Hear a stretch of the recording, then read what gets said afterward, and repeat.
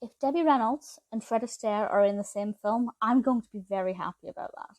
And certainly that was a big pull factor for me with The Pleasure of His Company. This is the 1961 film directed by George Seaton and is based on the play by Samuel A. Taylor and Cornelia Otis Skinner. Before I watched this, I didn't know it was based on a play, so I can't, obviously I haven't seen it, so I can't compare it to the stage version. If you are familiar with the stage version, I would love to know what it's like, if it differs, whether the dialogue's been changed or anything.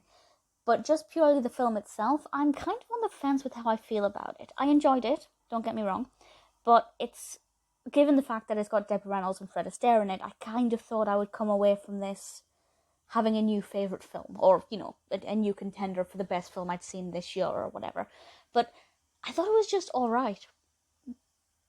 But I really liked what it did with this narrative, and I really loved the narrative itself. I've never, to my recollection, seen a film or read a book that deals with this.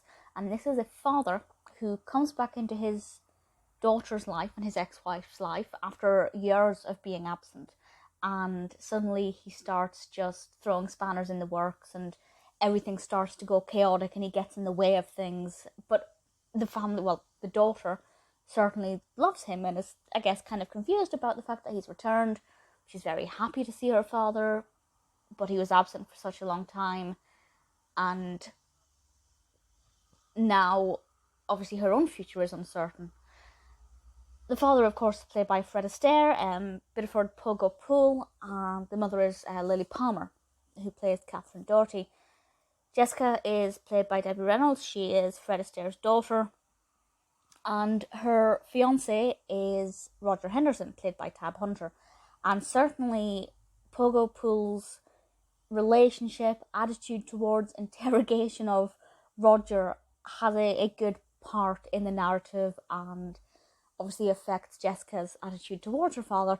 And ultimately it's about this character of Pogo Poole and what he brings to this family, and I guess how he is going to influence their narrative going forward. And it is a lot of fun. It is a comedy, but I feel like there are times when it can be taken a bit more seriously, and certainly if you've been in that situation where maybe somebody has been absent for quite some time and then they come back, it can cause a bit of chaos or have some problems, and I think it handles it very well. As I said, it is primarily a comedy. It is quite funny. Not laugh out loud, not the most hysterical, hilarious thing I've ever seen, but I did find it quite warm, and the dialogue was great. I think it's very well written. I'm going to just assume that it's heavily taken from the play. I feel like a lot of this would work on stage, so I don't feel like they've changed very much. But I would like to see how they do some of the scenes on stage. There are certain scenes that I feel are maybe a bit more intricate in terms of the mise-en-scène, so that's something that I'd like to see. I would happily go and see this as a play. The acting is obviously fantastic. This is, I think, the first Fred Astaire film I've seen where he is not just dancing for an hour and a half. So that was really interesting for me, to kind of see a side of him where he is relying on other aspects of his acting talents, and I really love that. This is one of the last Debbie Reynolds films I have to see. I've seen pretty much everything she's done.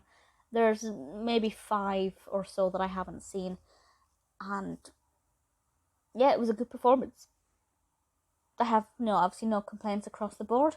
Would I recommend it? Yes, absolutely. As a film from the 60s, beginning of the 60s, I'm not sure when it was filmed. I don't know if production began late 50s, early 60s, doesn't matter. I still enjoyed it. It's not the film that I necessarily thought it would be. I kind of, as I said, thought I'd come away from this thinking, well, it's a comedy film with Fred Astaire and Debbie Reynolds. It's my new favourite thing. It's not, but I would watch it again. I did enjoy it. It's maybe, if I were to say, it's in the top half of my favourite Debbie Reynolds films, but just on the border. But then you have films like Tammy, which I love, and I think Tammy is my favourite Debbie Reynolds film. Either way, The Pleasure of His Company is an absolute delight. Definitely give it a watch if it sounds like something you'd be interested in. Although not quite what I thought it would be. Still thoroughly enjoyed it.